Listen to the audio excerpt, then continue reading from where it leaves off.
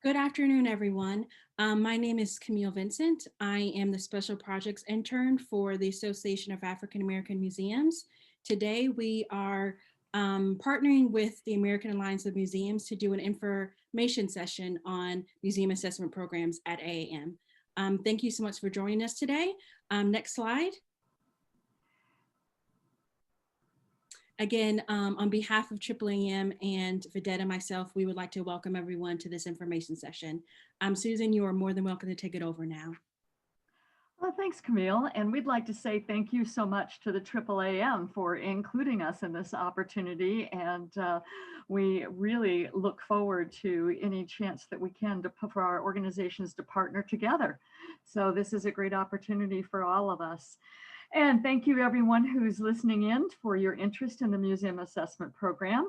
I'm Susan Zwirling, and joining me is Brianne Roth, and we are the two Museum Assessment Program officers at AAM. We're excited to share more about our flagship program focused on helping small to mid-sized museums professionalize their operations, increase capacity, and become more sustainable. More than 1/3 of MAP museums return to do a different assessment because the first experience was so valuable.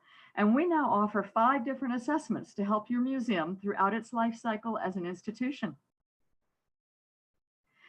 Before we dive into all things MAP, though, I'd like to show you how MAP fits into the big picture of striving for excellence over the life cycle of your museum. AAM membership and taking the voluntary online pledge of excellence are great ways to begin making a commitment to excellence. And this image of the Continuum of Excellence looks like a linear process on the screen. But the reality is that museums move back and forth to take advantage of different programs and different resources at various points in their development. Our core standards are the foundation for all of these programs, though. Now, MAP shares the little yellow circle images with other programs that are offered by our partner organizations. STEPS, which stands for Standards and Excellence Programs for History Organizations, is offered by AASLH for history museums who would like to do a self-paced assessment using a workbook and take their time to complete it. CAP, which stands for Collections Assessment for Preservation, is a collections-focused assessment offered by the Foundation for Advancement in Conservation for institutions that would like to have a site visit and peer assessment of their collections care and preservation. And then you'll see core document verification shown here in green. That can be a standalone program, just like all these other programs and MAP. However, getting your 5 core documents verified in this program is a prerequisite for applying for accreditation. So if accreditation is an institutional goal, or if you want to do an assessment before you're up for reaccreditation, core document verification is required, and MAP is highly recommended, but not mandatory. So these programs each help museums create a roadmap for moving forward, and together they offer options, resources, and support for museums of all shapes, all sizes, and all stages of development. So why would you go through the pain and agony of assessing your strengths and weaknesses? Well, here's what MAP museums tell us. They tell us that going through an assessment process facilitates working together as a team.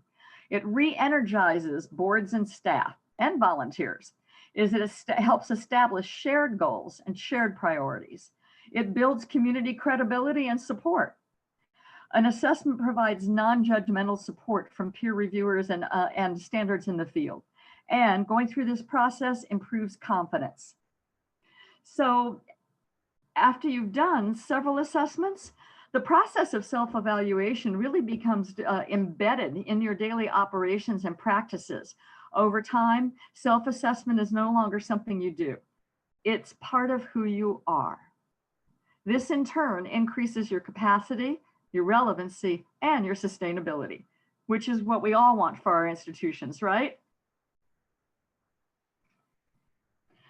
Now, MAP museums, excuse me, MAP museums can be all kinds of shapes and sizes. They can have different kinds of governance, different kinds of disciplines.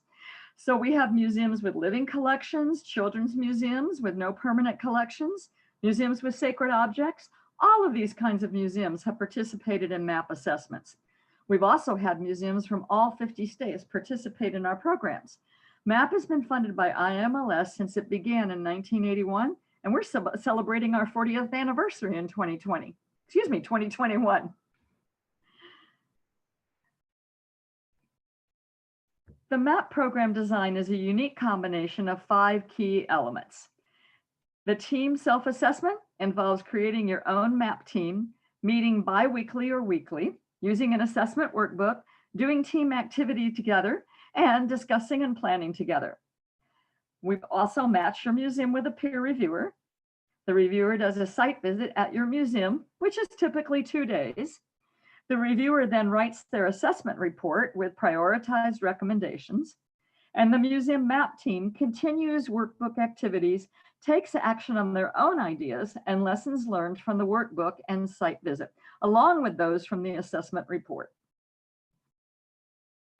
MAP is also unique in that it offers 5 different assessment types. We usually suggest you begin with the organizational map, which is a holistic overview of all the key operations of a museum through the lens of our core standards.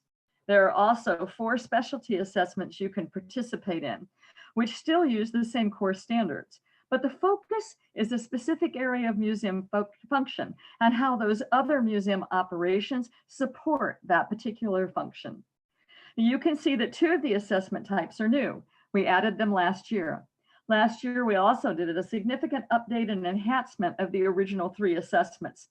Some of the improvements include a workbook that the team uses all year long with expanded group activities and resources, more DEAI related content, and a team activity to do during the site visit with the peer reviewer. This slide shares an example of an organizational MAP workbook outline so that you can see how things are laid out over the year for that particular assessment, which happens to have 8 activities in addition to the sections with data gathering, operations, team questions, and discussions. Each assessment has its own unique workbook, and so the number of activities is different for each one. But every workbook is divided into these same 4 parts that you see at the top, with content to work on before the site visit, during the site visit, after the site visit, and after you receive your assessment report. The MAP process looks like this. You submit your application, then you and your team work on completing your workbook, your activities, and your online modules. You undergo your site visit with your peer reviewer. You take action steps all year long. You review the assessment report, and you make an action plan. As you might have guessed, MAP has been significantly impacted by the current pandemic. We extended deadlines to help support both museums and peer reviewers, and we shifted to virtual site visits.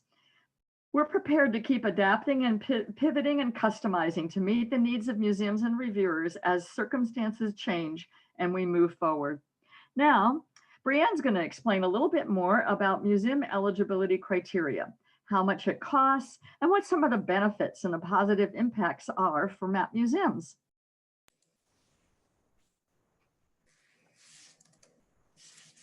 Thanks, Susan. To be eligible for MAP, your museum must be a nonprofit, whether private or public. You must have at least 1 professional staff member or full-time equivalent. You must be regularly open for 90 days a year. And if you need information on this requirement, you can also visit our website, or more information on this requirement, you can also visit the website. And your museum must care for, own, and or use tangible objects for exhibition. Please keep in mind that AAAM membership is not required to participate in MAP. Depending on the specific assessment type that you are applying for, there may be additional eligibility requirements. We have full eligibility information and additional details available on the AAAM website. Through our cooperative agreement with IMLS, AAAM is able to offer MAP at a low cost to museums based on the museum's annual operating expenses. The current MAP participation fee ranges from $300 to $1,500, depending on where the museum's annual operating expenses fall within these categories. Many museums across the United States have success stories from going through the MAP process. Since the program began in 1981, Over 5,000 small to mid-sized museums have participated in MAP. Of that group of 5,000, over 1/3 have participated more than once, and over 60% of AAM accredited museums have participated in MAP. A common challenge for museums is how to get all of your stakeholders on board for the MAP process. We have convincing statistics and data to help support your case in favor of both applying for and participating in MAP on our website. Some of the impact information included in this page addresses positive outcomes reported by museums. After participating in MAP, museums have reported, for example, that they have created an institutional roadmap or strategic plan, have created or updated at least one museum policy, are better prepared to go through accreditation, re-accreditation, or core document verification, and some have credited MAP with their success in fundraising. Museums have been generous and transparent with the positive impact MAP has had on their budgets, attendance figures, community partnerships, and much more. We have both quantitative and qualitative reports on the AAM website to help bolster your case for MAP. We also want to share some staff comments about the MAP process that we've received in the last year. A current museum said, "I believe it's important for the morale of the team to be looking to the future of the museum. It will help us be poised and ready when reopening is possible." Another current museum explained, "The MAP process has already resulted in a lot of soul searching. What are we doing and are we doing it well? I'm making notes of changes we can make right now." And lastly, a museum going through our special follow-up visit opportunity had this to say, "I will say that this MAP document, the final assessment report, has been invaluable to me over these last 7 years. It's taken some time, but I continue to return to it and chip away at it I continue to chip away at each recommendation. We have addressed a great many concerns, completed key documents, continued staff development, and gained a better foothold overall." If you are a museum like the last one and have previously completed a MAP, you may be eligible for a special follow-up visit opportunity. Museums that have completed a MAP within the last 5 years could be eligible to apply for a follow-up visit with their original peer reviewer. These follow-up visits are shorter than a full MAP site visit and are designed to provide guidance on implementing recommendations from the original final report. Currently, we have 2 upcoming application deadlines on June 1st and September 1st of 2021. The application for the next round of MAP is now available on our website. The application deadline is February 1st, 2021, and museums accepted into the program can expect to receive their acceptance notices in March, and then will begin their modules and working in the online MAP portal and in their MAP workbooks after that. The entire MAP process will be wrapped up by December 2021. A peer reviewer service is critical to the backbone of the success of this program. We would like to extend an invitation to join your colleagues as a peer reviewer. Applications are accepted year-round online through our website to become a peer reviewer, and we are always interested in having more museum professionals like you join our peer review program. So you may be wondering, why should you become a peer reviewer? As a peer reviewer, you will have the opportunity to learn, network, give back to the field, and gain professional development.